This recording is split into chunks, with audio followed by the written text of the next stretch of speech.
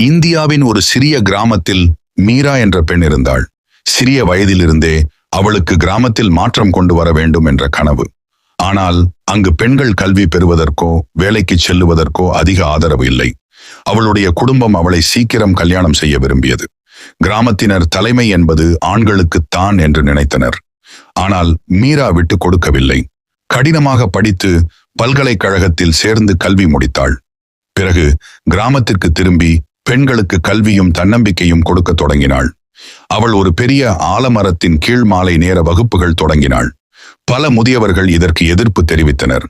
சிலர் பெண்கள் படிக்க வேண்டியதில்லை என்றார்கள். ஆனால் மீரா தளரவில்லை. சிறிது சிறிதாக பெண்கள் கல்வியால் முன்னேறினார்கள். சிலர் தொழில்கள் தொடங்கினார்கள். குழந்தைகள் நல்ல கல்வி பெற ஆரம்பித்தனர்.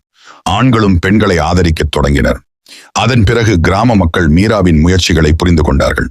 அவர்கள் அவளை கிராமத் தலைவியாக தேர்ந்தெடுத்தனர். இது அந்த கிராமத்தில் முதல் பெண் தலைமை. மீரா நிரூபித்தாள். தலைமை என்பது ஆண்களுக்கு மட்டுமல்ல, துணிவும் கனவும் கடின உழைப்பும் உள்ள அனைவருக்கே. பாடம்: பெண்கள் முன்னேற்றம் அடைந்தால் சமூகம் வளரும்.